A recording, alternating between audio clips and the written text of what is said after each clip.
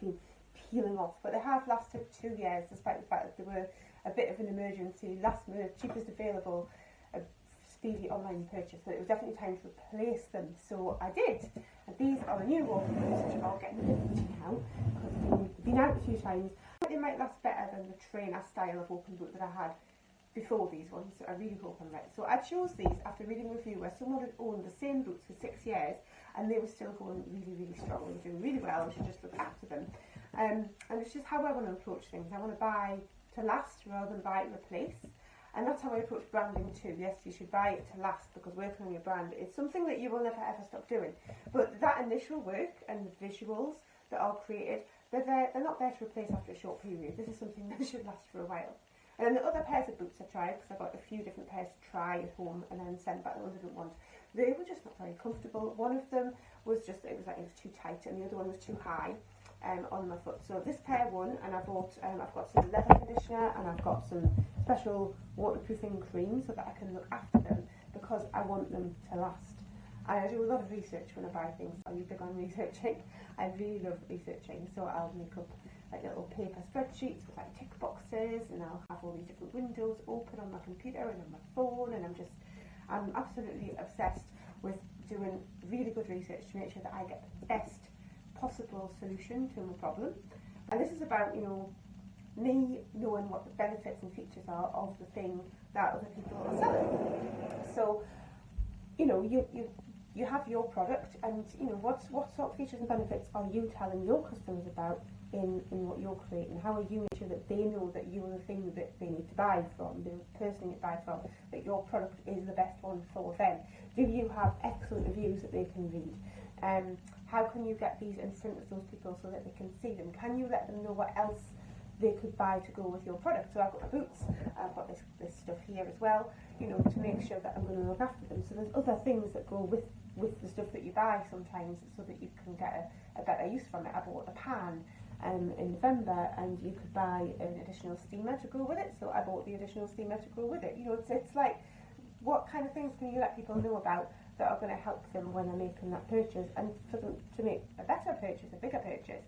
Can you demonstrate your brand values through your posts to help your products really stand out? Can you highlight what makes your business stand out? What can you do to make your product addicts fill in all of their bits of paper spreadsheets and sticky fix-it notes, and so they help them make that decision? How can you share all this with them? There are so many touch points where you have the chance in your business to share something about your brand and your product. So if you think about how you can use each of these moments with your audience to help them see that you are their best choice. If you look after your brand, it will last longer than my boots. When your brand gets mucky, you can review it, you can fix it, you can remove the pieces that don't belong, you can condition it, you can tweak it, you can work on it, wax it, protect it, review what you stand for, maintain your clarity, keep your focus. If you polish it up and keep it away from the radiator, it won't get cracks, it'll stay strong. So looking after your brand, it really does matter, in the same way that it matters when you look after your boots. So if you put in that initial work, those initial, answering those questions, thinking about what really matters, thinking about all of those questions I asked before, and working out what your values are, what your brand really stands for, then you're going to find that branding is actually really easy. And it is. Once you've put in that work, it really is easy, because you don't have to make those decisions anymore. It's all done, you've thought it through, and it's worth it. But think of all those brands who have lasted, who've been around forever, who we know, who we have an emotional connection with, and we recognise. And they've looked after their brands, they've put in the work, they may have tweaked as needed, because no matter how much you want to stay as you are, business, life, the economy, the world, it all changes, and it doesn't stand still and need everything new, but they still stay true to their brand throughout and remain memorable and recognisable. So I remember, it's been a long time now, but I went to the Museum of Brands years ago in London, and they had like shelves of different brands like through time, and then obviously one of them would have been Shell, and they had the logo at the beginning and how it had changed, and it had changed, but there was a similarity between how it was then and how it became, and it's you can sort of see that those things have lasted through the test of time. And if you think about it, like John Lewis has had this never knowingly undersold pricing policy since 1864. Although they didn't actually use the slogan in their shops, it was still something that they believed in as a company, and they didn't use that until 1925, and they're still using it now.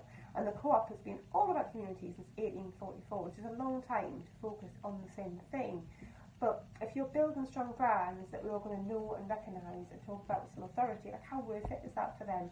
They've got those things and they're established in our minds, and that's how, you don't have to have been around as long as that to have established a strong brand, but over time you are going to gain more recognition and more memorability through your brand, through people knowing who you are, because if you keep doing the same thing longer and longer, it's going to help. And then you'll last, beyond trends. And doesn't it feel like we are always searching for the next trend all the time, the next new thing, the trending music for our reels, the trending topics, the trending podcasts, the trending styles, the trending colours, all of those things. And the thing with these are that the benefit of them is short-lived. So let's all make our brands pink and gold. Let's all use the latest Pantone colour. Let's all add sparkle. Let's all add 3D. Let's all use Pacifico. Everybody used to love using that a few years ago. Let's start doing this because such and such is doing it and it looks really good. And that's wonderful. But the thing with trends is that everyone else is doing them too. That's what makes a trend a trend. And if you follow a trend, you're going to blend in. So you don't stand out by doing what other people do. You stand out by doing your own thing, by being true to you, to yourself, to your brand, and by doing the things the branded way and not having your head turned by the Pantone colour of the air and the sparkle and the new font over there, or doing one thing one way and one thing another because you've seen somebody else do it, by following a style that doesn't have substance for you, just because. Trends don't last. Your brand should last, and I'm taking care of these boots. I expect them to last for years, and when they get mucky like they are now, I will clean them, I will condition them, I will wax them to just make sure that they are going to last me a while. So if you think about what the core beliefs are, then you can focus on those and keep going, and you're going to have a really strong brand.